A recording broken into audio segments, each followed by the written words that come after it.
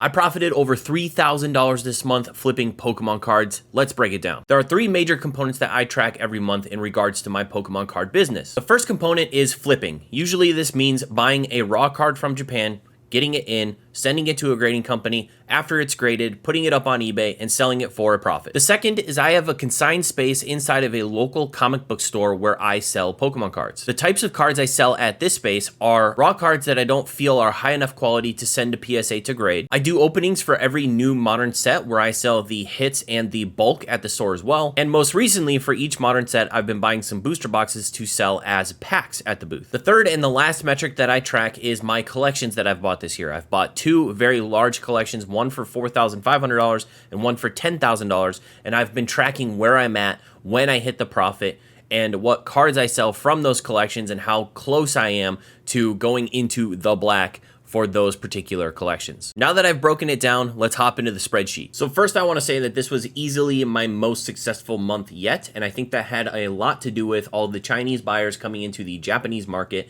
and buying a lot of Sun and Moon tag team cards. I sold a lot of Sun and Moon tag team cards this month, actually had a big return that had a lot of Sun and Moon tag team full arts and rainbows in it come back earlier this month, and I was actually able to list just before they all kind of took off. So a lot of those cards sold, and a lot of them sold at very good prices. So I think that really helped me achieve a bit more this month than I typically would have. Also, I've just been scaling every month this year. So I've seen the profit margin every month go up because I'm selling more cards and those cards are selling for more profit. So here's how my spreadsheet is set up. First, we're going to take a look at the flipping portion of it. We've got the card number, card name, the cost that I bought in at, the grading cost, which is $15 for most of these cards, actually probably all of these cards, the cost total, which is these two numbers added together, the sales, so what did it sell for on eBay, the fees, what are the fees on eBay, the sales minus the fees, which is the sales column minus the fees column, and then the profit, which is the sales minus fees,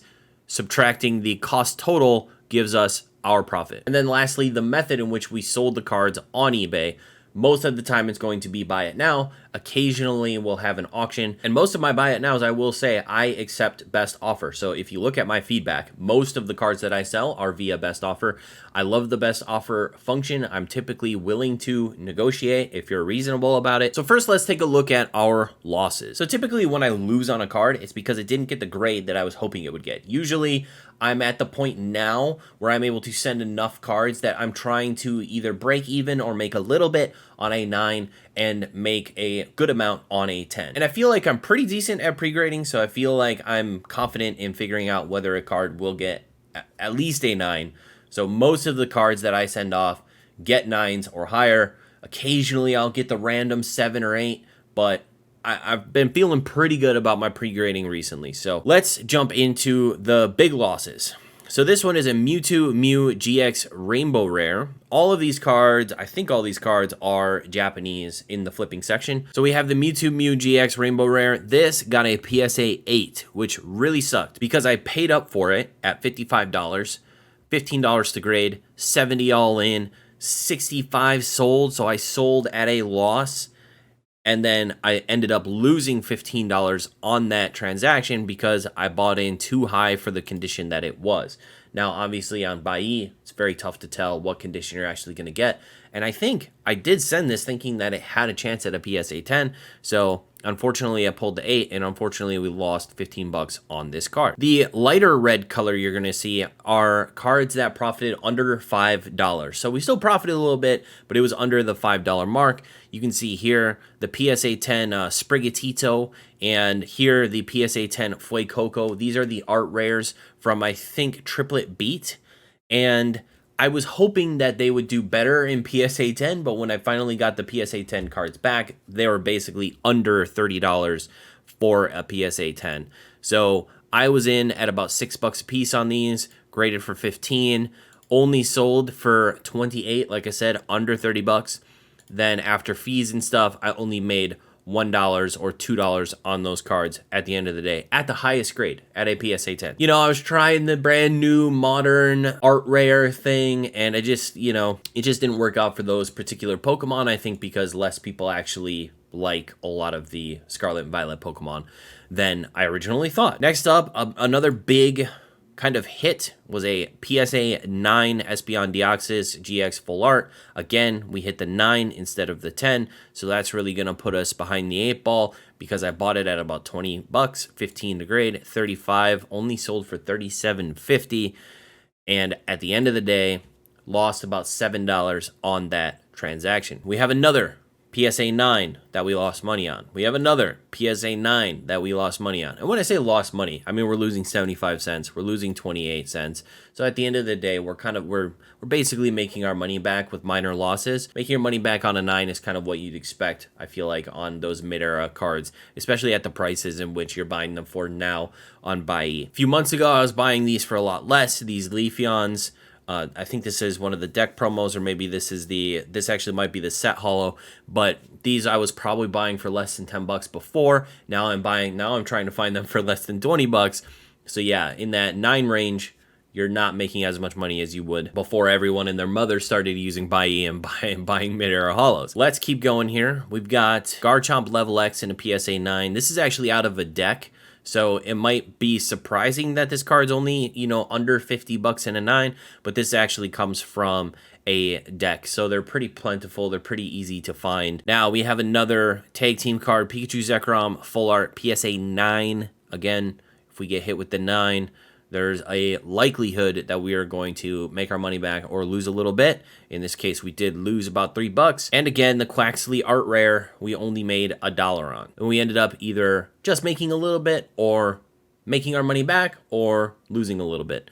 Except for that one card that we lost 15 bucks on. That's pretty significant. But hey, one card out of, 62 cards or 70-some cards, I'm pretty happy about only losing 15 bucks on one of them. Now let's go over our major wins. So a lot of our major wins you're going to see are PSA 10, are a lot of mid-era PSA 10, some promos from like EX, some XY promos,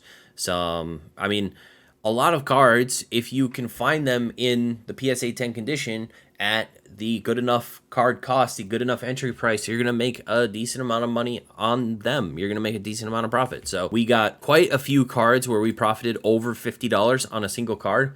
That to me is a massive win. All of these light green background cells are all cards that we profited over $50 on and under $100. And then the dark green, you can see that we profited over $100 on. So this was a massive win for me. This was a Reviving Legends Umbreon Holo. I think I actually cross-graded this from the CGC 9.5 into a PSA 10. And my original card cost was 25 bucks for this card. It ended up in a PSA 10 case, and I sold it for $390 for a profit at the end of the day of $287.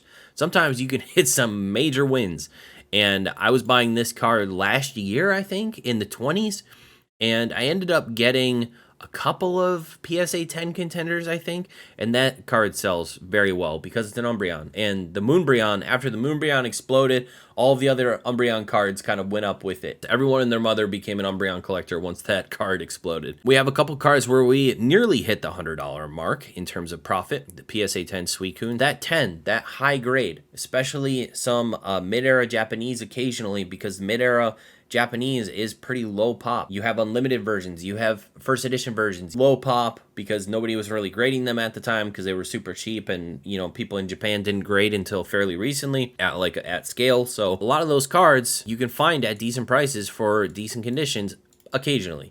Nowadays, I'm spending about twice as much as I was like 6 months ago procuring these cards. We got a PSA 10 Glaceon. This is a set holo, $100 profit because I was in for $7. A lot of this is just right place, right time too, and getting lucky and scouring Buy for multiple hours a day to find these cards in good condition that are selling for a decent price. And a lot of this is getting lucky as well with the grading process. So a lot of these cards, I don't know if I would have called them PSA 10 before I sent them in, but the way that some people at PSA grade new back Japanese, a lot of cards can have pretty significant whitening and still pull the PSA 10. They seem to be a bit harsher on English. That's why I tend to stick to Japanese, especially new back Japanese. Next up, we had a massive win on the Arcanine EX. This is another card that I did the crossover. It got a CGC 9.5. I was like, I wonder if this will get a PSA 10. I sent it in. It got a PSA 10. My original buy-in price for this card was $41. This was like 2 years ago now, or a year and a half ago. I bought this card for 40 bucks. It got the CGC 9.5. That prompted me to cross-grade it, and then I sold it later for $350 for a $235 profit at the end of the day. This Dragonite, DPBP 180. I love this Dragonite. It's a Mitsuhiro Rita Dragonite. This one I got super cheap. This is very cheap for this card. $14 in mint condition. Sold it for $190. Made $122 at the end of the day. Do we have any other like really big ones? You can see that there are many profit margins above 50 bucks this month, because a lot of the cards were being bought by Chinese buyers, and a lot of the cards were being bought with little to no negotiation. They were just buying up PSA 10s, especially PSA 10 mid-era, PSA 10 modern. They just seemed to be buying as much PSA 10 as possible if it was a Japanese card. So that's why this month just exploded and was insane for me. You can see many cards over the $100 profit margin. This was one buyer that bought all 4 of these Evolutions cards, 2 Vaporeons, a Flareon, and a Jolteon. My profit on these was massive because I bought these like a year ago when they were fairly cheap, and they have been sitting on eBay for a while, and now someone finally came by and bought them. Sometimes stuff doesn't sell right away, especially the mid-era cards, especially in PSA 10. You know, it's a fairly niche market, but the profit margins you can make when they do sell are pretty decent. If your entry price is low enough and you're patient enough to sit on these cards and not auction them, don't auction these cards, man, I'm telling you. And if you don't auction them, then, you know, there's a decent chance that you will get a pretty decent return at the end of the day. Last but not least, we have the Mew. This Mew is beautiful. I got a couple more going out to PSA. Under $10 for a PSA 10 copy of this is almost unheard of. I don't know how that happened, but it did. I was super happy it did, obviously, because it sold for $200 after it pulled the PSA 10, and we made $135 profit on that. Overall, this is money spent, grading fees, total spent $2,000 on the cards and the grading fees. Total sales was $6,705. This is fees.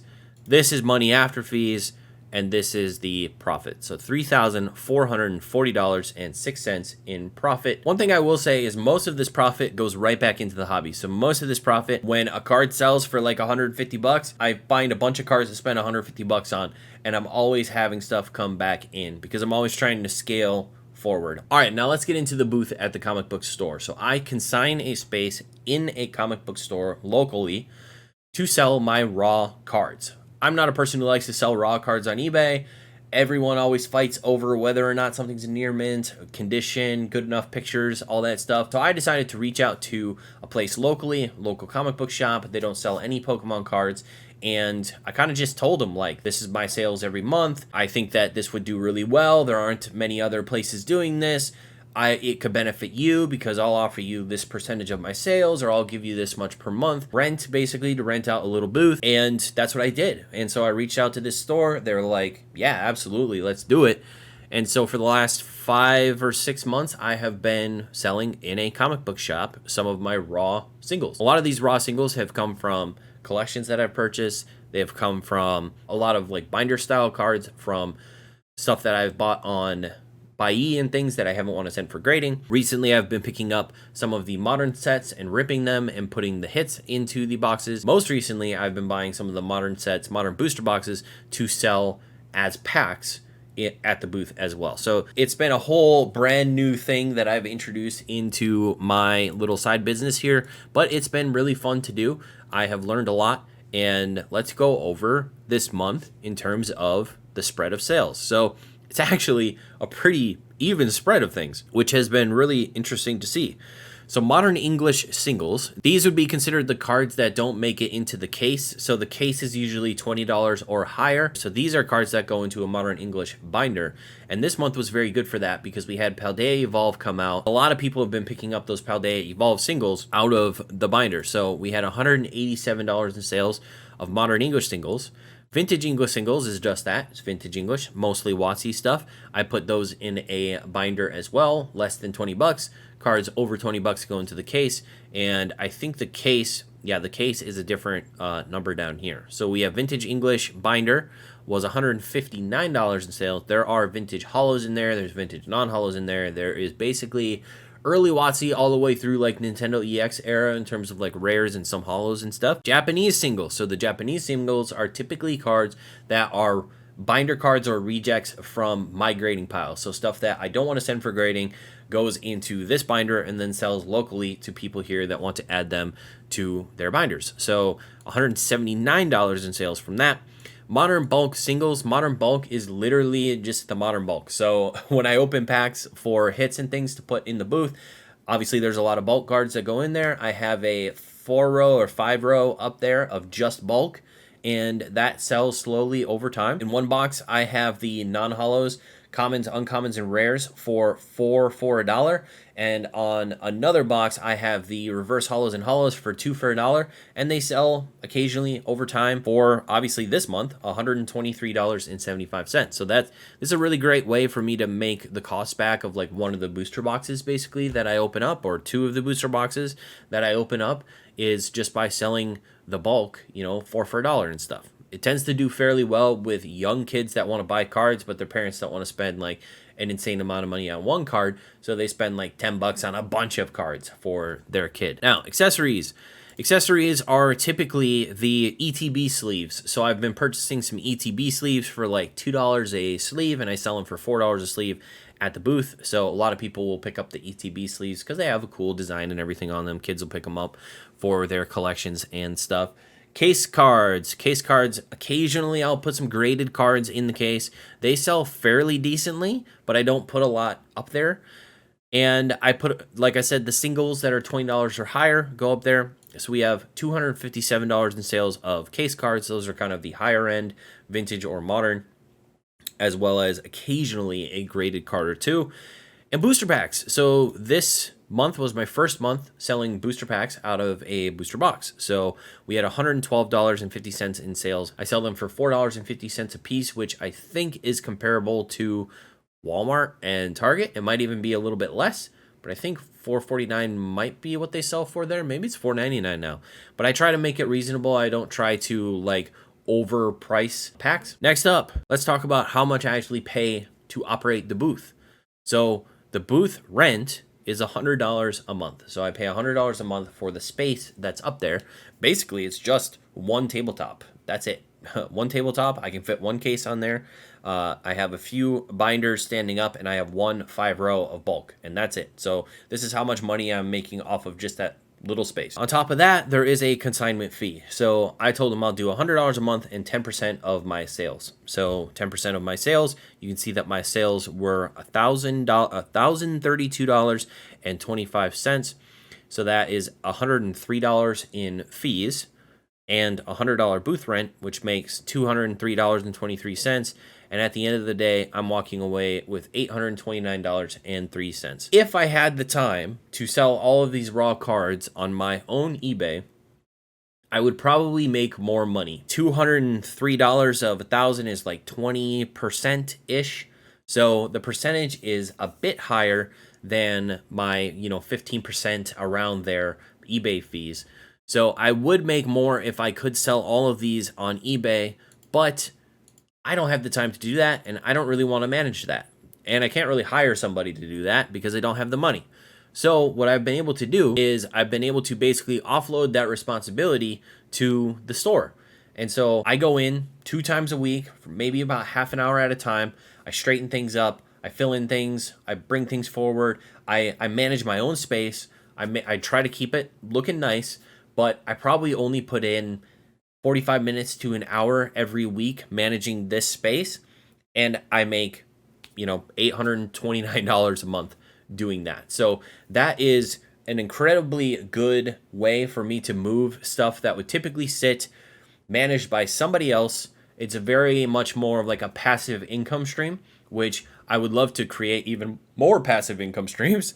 But this is one of the things that I could think of. How can I make it so that other people can manage my sales for me and I can just walk in and get paid at the end of the month? It's a great option for me. I pay a little bit more, but there's like no work in it. The last section of this video is the collections that I've purchased this year. I've been tracking every card that I've graded and sold, and I've been tracking how close I am to getting back to that profit margin that we're hopefully going to fall into for the 2 collections that I've purchased. The cards that I sold in this particular month are the ones in this highlighted section. So we have 6 cards that I sold this month, including 1 pack. We actually sold a Team Rocket Returns pack for $7.50. So far, the packs have been moving slowly. I hesitate to send more to PSA because it seems like PSA has changed the way that they grade packs. They've gotten way harsher or something. I don't know what's going on, but I'm not going to send more packs to them unless they're going to offer an authentic option so that I don't have to grade with a number grade, because I think that's just kind of stupid for a pack in the first place. But if they're going to be overly harsh on them and the number grade, I would rather just get it authentic. One thing that I try and do with this, because I grade most of these cards from these 2 collections, I have graded with CGC. And now a lot of people might be wondering, why the hell would you do that? But I think that these old back Japanese cards that may have some flaws here and there would have done better at CGC than PSA, in my opinion. So, but what I decided to do was I also decided to track what they sold for recently, recent comps in PSA cases versus what I sold them for in CGC cases. Are the CGC cards actually selling for less, or are they pretty comparable? And for the most part, I would say we've tracked all of them so far. PSA, sometimes BGS, I would say that they're pretty comparable. And 9.5s typically land in between a PSA 9 and PSA 10 for a lot of these cards. Now, would I say that this is the same for modern cards? No, I would not say that. But for these cards, it tends to be working just fine. So let's take a look at some of the cards sold and how they sold in CGC and PSA cases. We have CGC 9 Ampharos EX. This is from EX Dragon. Absolutely beautiful card. Got the 9. I almost felt bad moving this one because Ampharos is one of my favorite Pokemon, and that's probably one of the most beautiful Ampharos cards. And to have it in a 9 was just epic. I sold this card for $105 in a 9, which is $68 after fees at the end of the day. Now, a PSA 9 recently sold for $103, so we actually sold it for a couple dollars more. Now, this is a recent sale. This one sold earlier this month, so there's a bit of a time difference, but at the same time, they sold pretty comparably. Now, if we move into the CGC 9 Vaporeon, so this Vaporeon was from Skyridge, one of the E-Series holos. We sold it for $449 for $369 after fees, and the PSA 9 equivalent recent sale was $405. Now mine sold for best offer, buy it now, best offer, whatever. This sold, I believe, at an auction for $405. So obviously there's going to be a little bit of discrepancy there, but again, we saw a CGC 9 sell for comparably a little bit higher than a PSA 9. I'm not trying to make a case for or against either company. I think they're both great. I think they're both very useful. I'm just trying to show there are instances in which CGC, at least prior to the changes, this is obviously prior to the changes, we'll see how everything is affected post changes, but prior to the changes, CGC has been viable and people have been overly negative, especially given their turnaround times are insane, or used to be insane. So we'll see how that changes as well in the next couple months. The CGC 9 Mewtwo, I believe this is the Christopher Rush. This is the non-holo Mewtwo from whatever set that came out in. We have $15 grading, 45 sold. This sold recently in PSA 9 for 65. So here you can see PSA version of this card sold for more than the CGC equivalent. The Charmeleon Reverse from Legendary Collection. I got this in a 9. That's a pretty damn high grade for that card. Was really happy to see that. Sold for $240 in a 9. And a recent PSA 9 sold for $250. So very similar, very close in price. Legendary Collection Charmander Reverse. I sold this for $160. The PSA 7 sold for $195. So the 7, half grade lower, not that I think people care much about the half grades, but half grade lower in a recent sale sold for $195. Mine sold for $160 in a CGC case. There are examples here in this first collection of cards selling higher in CGC, cards selling higher in PSA. Really depends, obviously, on the buyer. But those are the 6 cards that I sold from this $10,000 collection. We are still making our way, man. We have a lot of money held up in these packs sitting here that I'm still trying to figure out exactly what to do with. But we have $5,000, a little over $5,000 left to go before we hit the profit. Next collection is the $4,500 binder that I bought earlier. That was basically a complete set of Japanese from early WotC all the way up to a couple of E series sets. This was absolutely insane. I also got a lot of the Pokekune cards that came back in a recent PSA return from this collection. This collection, I have sold the majority. Again, I sent most of them to CGC. Got a lot higher grades than I thought I was going to on a lot of them, which was great. And we're $2,000 away from hitting that profit margin. Obviously, as you saw with the Pokekune return, a lot of those cards were $1,000 plus. So I am very happy with how this has turned out, and I think we will be hitting this profit spot very soon. Let's go through the 6 cards again that we sold this month for this particular collection. CD Promo Venusaur. PSA 7 sold for 70. CGC 7.5 sold for 71. So fairly similar. Obviously, this was a 7.5 versus a 7, but PSA doesn't really use their 0.5, so I figured it made more sense to just go with the PSA 7. I would expect a 7.5 to do a little bit better than a 7, but they're very comparable, so that's good. Next up, CGC 9 CD Promo Blastoise. I sold mine for 170. Sold recently in PSA 9, buy it now for 199. So the PSA 1 sold for a bit higher than the CGC 9 one. CGC 9.5 Fossil Zapdos, I sold for $114. Now for this, because it's a 9.5, I wanted to show that basically what I'm hoping for is that a 9.5 lands in between the 9 and the 10 at PSA. I don't think that a 9.5 should sell for as much as a 10. I don't think it should sell for as much as a 9. I think just like the grade, the price should land somewhere in the middle. So for this one, it landed somewhere in the middle. The PSA 9 recent sale, about $58. The PSA 10, $225.